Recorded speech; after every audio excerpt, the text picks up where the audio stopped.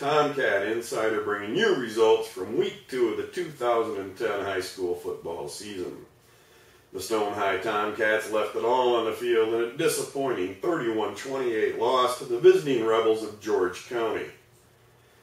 Tomcat Darius Jones got things off to an exciting start when he took the opening kickoff 62 yards for a Tomcat touchdown.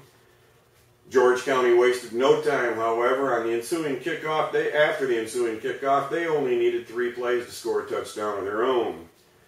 The George County defense held, getting the ball back for their offense, which once again marched down the field and scored a touchdown to give George County a 14-6 lead.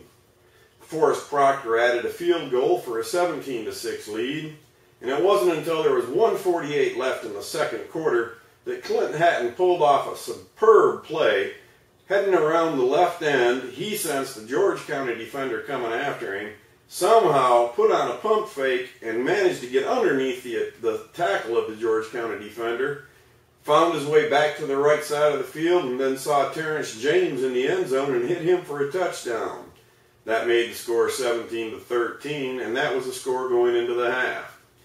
We'll be right back to talk about the second half after this word from our sponsor.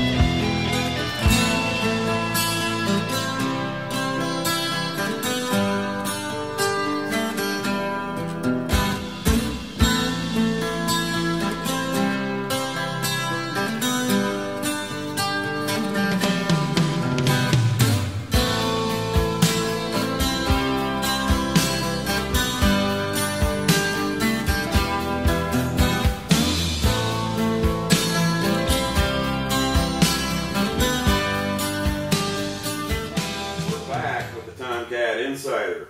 In the third quarter, Stone had driven to the 3-yard line of George County.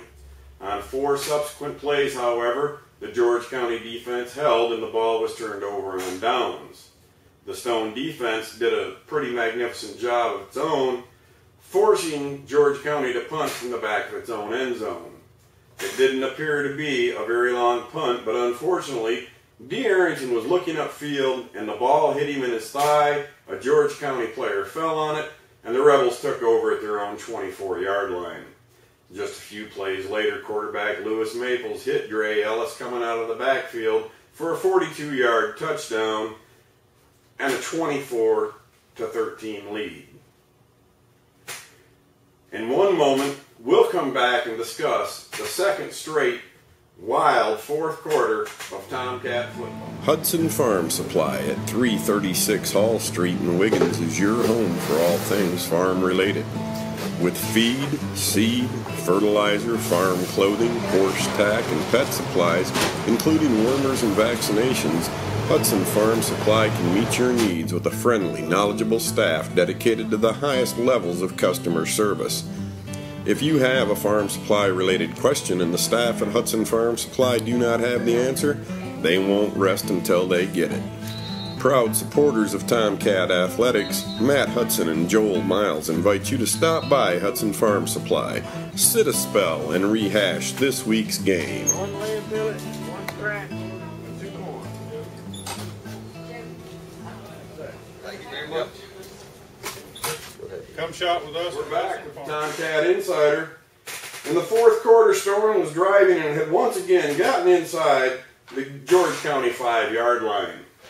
Much like last week against Long Beach, however, Clint Hatton was looking for a receiver, threw a pass toward the end zone, only to see it picked off and return the length of the field for a touchdown. That score gave George County a 31-13 lead with 10:18 left in the football game, and things looked very bleak indeed for the Tomcats.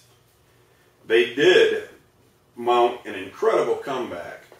They drove down the field, scored with 8:50 on the clock when Arrington bowled in from the 1-yard line. Quarterback Clint Hatton then scampered around the left end and scored a 2-point conversion to make the score 31-21. After forcing George County to punt, they scored again on a 3-yard pass to Sharman McGee, one of several receptions McGee made on the night, as the George County defense seemed to be keen on Lee Redeemer, who had a huge receiving night last week against Long Beach.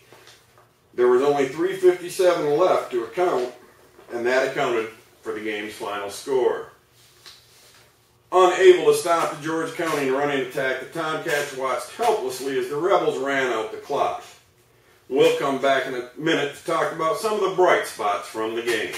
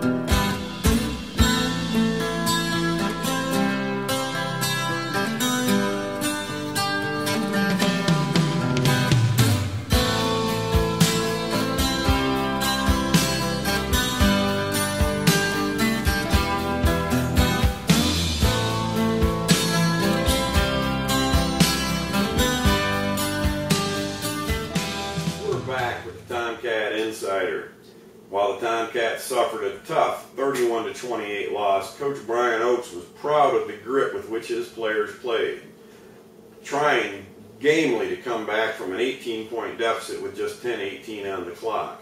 They nearly pulled it off. He had a lot of compliments for Sharman McGee's receptions and his running after his receptions. McGee was nearly impossible to tackle after he'd caught the ball. Oakes said that just showed that there are several options the Tomcats have to go to. If opponents try to key on the Tomcats' running game, they'll throw the ball to Lee Redeemer. If they try to key on Lee Redeemer, they'll throw the ball under to Sharman McGee. If Redeemer or McGee aren't open, they have the option of going to Cade Amaker. Now sadly, Cade Amaker suffered a tough injury right near the end of the game on George County's final drive.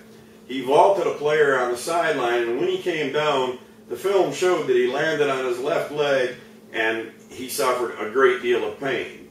They think it's just a sprain, and hopefully he'll be back soon, not requiring surgery for the injury. All in all, not a bad week for the Tomcats if you don't consider the fact that they took the loss. One important thing to keep in mind is that these non-conference games do not count for playoff consideration. Only conference games, which start in week 6 with Wayne County, will count when it comes to determine who makes the Region 3 5A playoffs.